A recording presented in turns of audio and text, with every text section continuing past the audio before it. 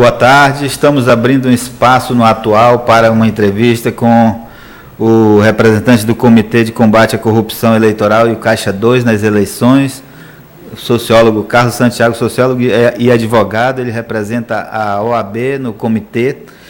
E a gente começa essa entrevista falando de denúncias que foram feitas pelo comitê nesse processo eleitoral suplementar para a escolha do governador do Amazonas. Boa tarde, Carlos Santiago. Boa tarde, Valmir. É um prazer enorme estar aqui no Amazonas Atual, inclusive o primeiro site de notícia que noticiou, inclusive, a criação da Comissão de Ética e Reforma Política da OAB, que vem conduzindo o movimento de reforma política e o movimento de combate ao Caixa 2 e o combate à corrupção eleitoral nessas eleições. Carlos, a gente tem aqui um balanço que foi fornecido aí pelo comitê de 28 denúncias que se transformaram, 11 dessas denúncias se transformaram em representações do Ministério Público Eleitoral, né? O que são essas denúncias principalmente? Olha, Valmir, essas denúncias elas foram trazidas pela sociedade ao comitê. O comitê funciona, por exemplo, no Sindicato dos Jornalistas do Estado do Amazonas, né? O comitê é formado pela OAB, pela CNBB, pelo Conselho Regional de Contabilidade, Federação dos Jornalistas, Conselho Federal de Economia e outras 20 entidades. Então, nessa eleição, nós resolvemos criar o Comitê de Combate ao Caixa 2, que é um movimento nacional, né, dessas entidades, e que a sociedade teve um canal para levar suas denúncias com relação aos crimes eleitorais, né? E de 28 denúncias, por exemplo, 11 se transformaram em representações. Quer dizer, o comitê analisou, viu elementos de prova ali suficiente para fazer uma representação e encaminhar à Procuradoria Regional Eleitoral. Então, essas 11 representações, elas versaram, por exemplo, com relação a crimes relacionados ao uso indevido na internet, o impulsionar de forma paga a internet. O outro aspecto foi o uso da máquina pública, e um outro foi, por exemplo, a utilização de espaço comum, no caso igrejas, por exemplo, para fazer campanha. Então, acho que foi os três segmentos muito fortes nessas representações que deram inclusive resultados. Esse patrocínio nas redes sociais foi o principal foco foram as principais denúncias que chegaram? Não, chegaram 5 denúncias deste caso.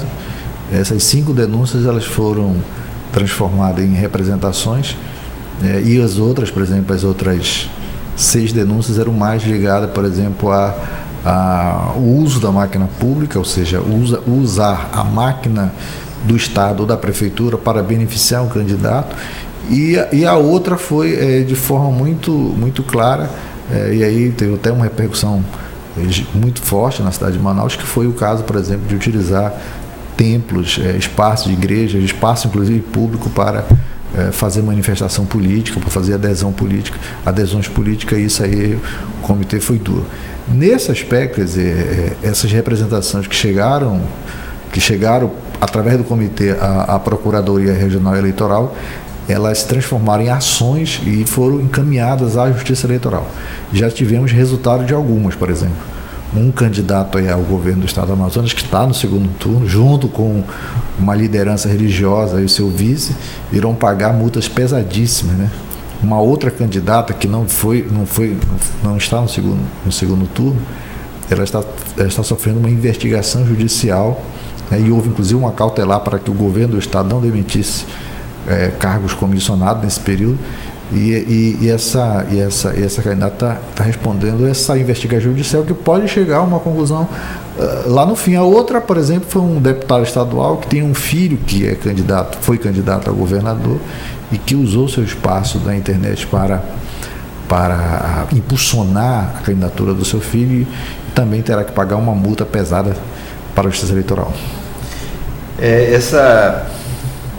Essa questão do uso da máquina, o próprio governo, na verdade, diz que não houve uso da máquina. A candidata também, numa entrevista que a candidata citada pelo caso Santiago, a Rebeca Garcia, né, ela disse aqui que não houve em nenhum momento o uso da máquina, que ela tinha apenas o apoio do governador e que ele fazia propaganda na campanha dela quando não estava no horário de expediente, né, à noite principalmente. E outra questão, Carlos, nesse caso específico, é que as denúncias que chegaram pelo menos que nós subimos aqui, foram da SUAB, né, funcionários da SUAB, que foi uma secretaria que foi trocada ali muito antes do processo eleitoral, foi trocada no bojo ali daquelas mudanças que o Davi fez. Ele fez uma primeira mudança e depois na segunda ele trocou o superintendente da SUAB, e o superintendente dizia que aquilo ali foram trocados as pessoas que ocupavam cargos comissionados. O que vocês apuraram que diverge disso, por exemplo? Olha, no caso da candidata que você coloca aí, Valmir, não houve somente esse caso da SUAB, né? Houve casos de trocas e até foram notícias da própria imprensa do estado do Amazonas, que era a pressão que existia por parte do governador para que os seus secretariados, quem não fosse do seu time, que não estivesse com a sua candidata, iria sofrer a demissão, né?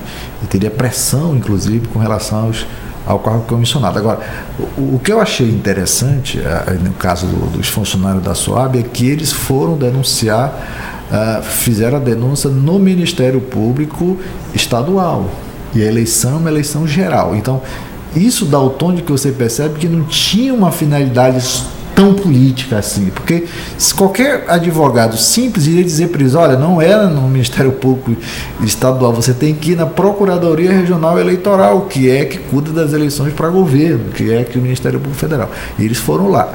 O Ministério Público Estadual colheu o que era crime ligado à questão penal, à questão civil, e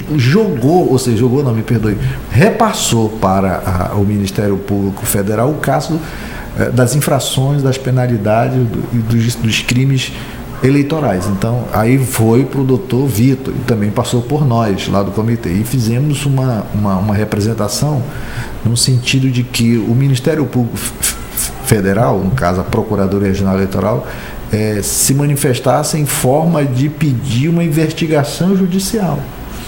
Uma investigação judicial significa que encaminha um procedimento, um pedido ao corregedor da Justiça Eleitoral, e ele abre esse processo e começa a ouvir as partes, faz toda uma investigação para chegar a um denominador comum. Mas o Ministério Público Federal foi muito mais, foi além do nosso pedido. Eles pediram uma cautelar para que nenhum cargo comissionado ou nenhum funcionário neste período fosse demitido em função do clima da eleição.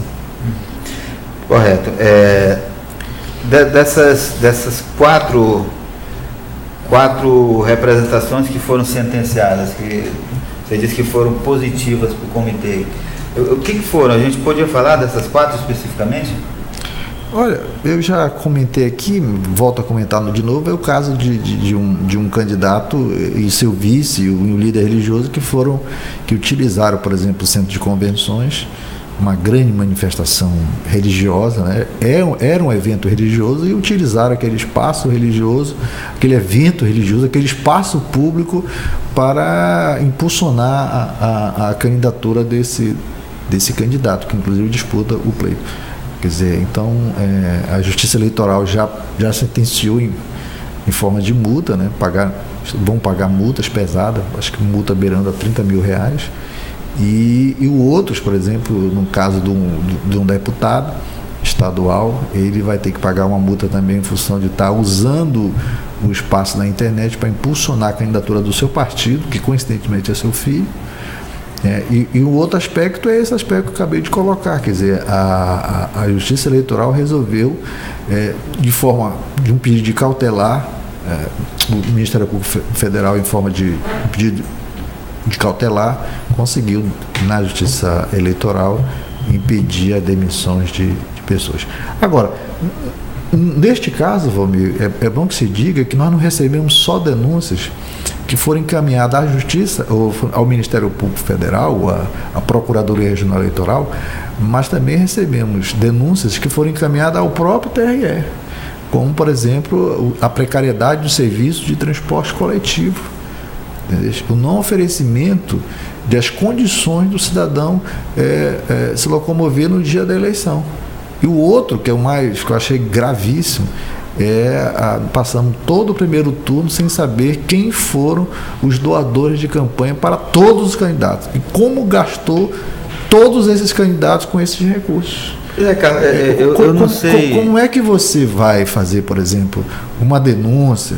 Como é que você vai fazer um questionamento a uma candidatura? Como é que você vai pedir, inclusive, até a impugnação dessa candidatura, o registro dessa candidatura, se você não tem acesso a esse volume de recursos, a origem desses recursos? Porque você passa nas esquinas, você vê pessoas trabalhando. Você vai no horário eleitoral, você assiste lá programas bem feitos, com vários atores envolvidos, com uma técnica perfeita.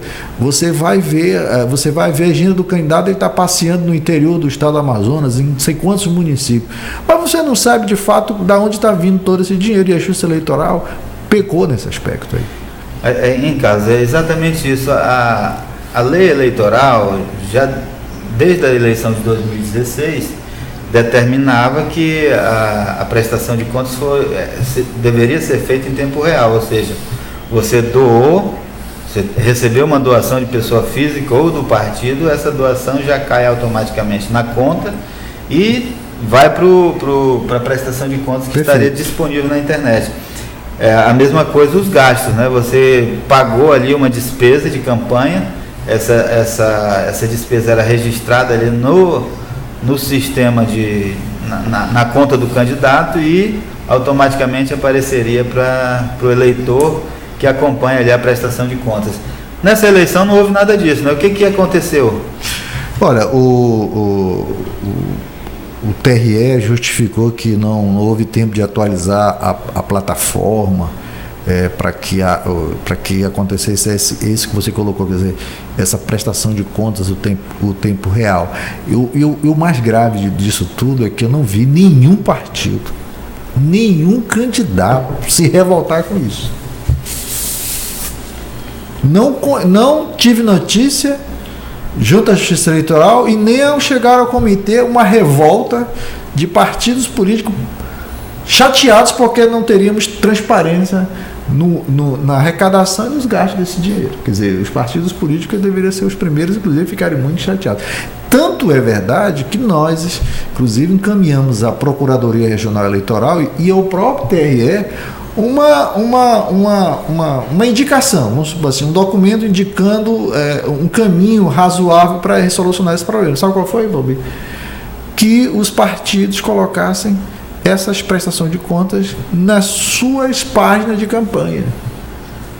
E isso não foi atendido nem pela Justiça Eleitoral, nem pela Procuradoria Regional Eleitoral, porque eles justificaram que não tem acolhimento de lei, a lei não previa esse aspecto. Ora, se a lei não previa, a gente criamos a nossa jurisprudência, criamos nosso modus operandi, porque também a lei diz que tem que ter em tempo real e não aconteceu em tempo real. Então eu acho que foi um erro grave, que eu acho que poderíamos ter agido de forma mais intensa, mas por conta desse erro grave nós perdemos uma boa oportunidade. Carlos, eu volto aqui a essa questão que você fala da falta de transporte coletivo gratuito no dia da eleição.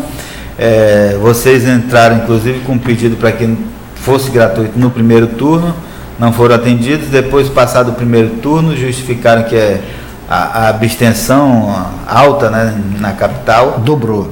Teria sido em função da não gratuidade do transporte.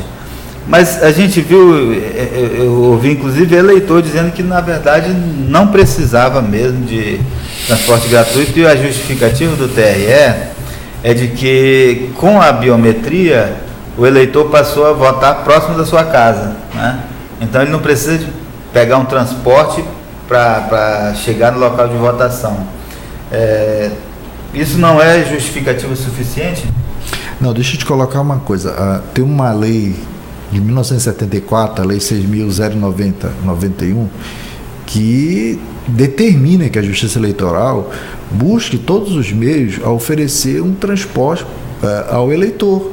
Isso eu estou falando rural, na área rural.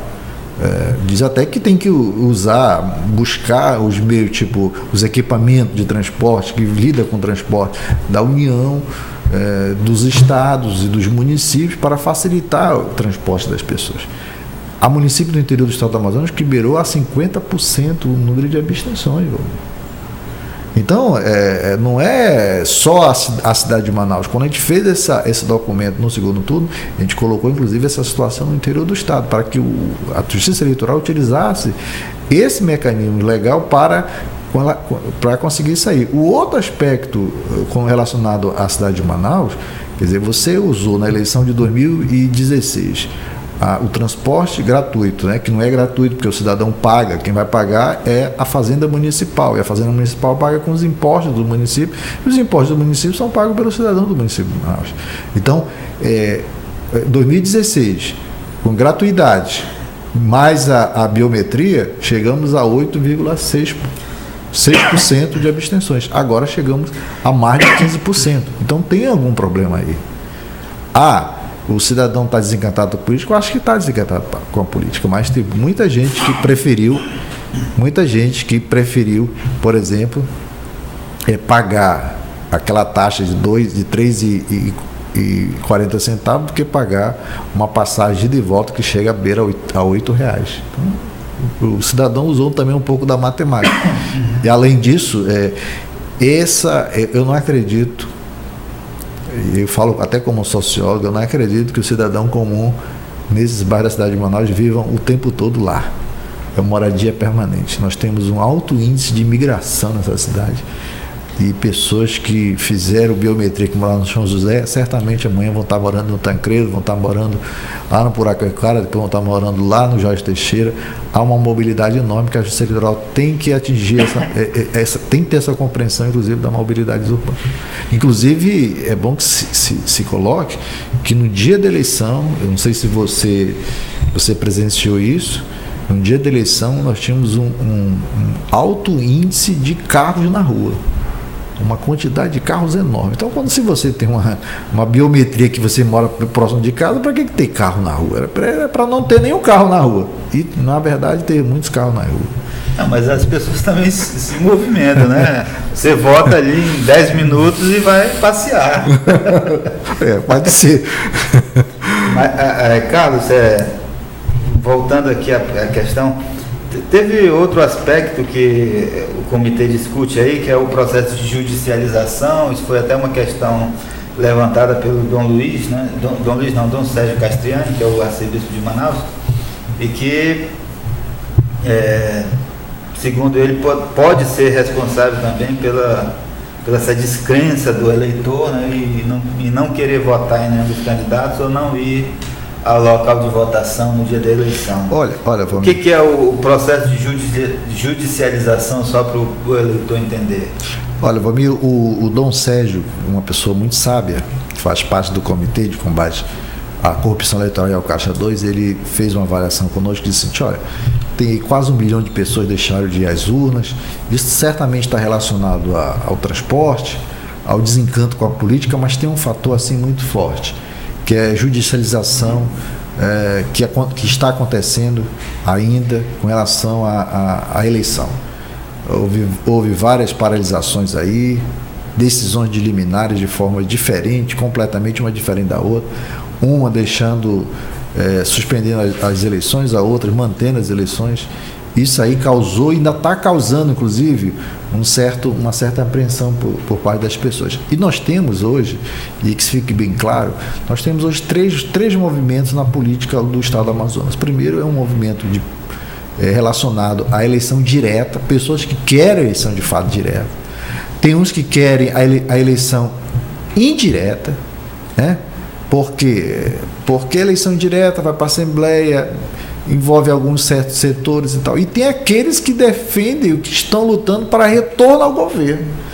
Então, essa é uma jurisdição terrível. Então, há 3 tendências hoje lutando na justiça desse país. Inclusive, hoje está um julgamento do ex-governador José Mello, ou seja, que quer retornar ao cargo.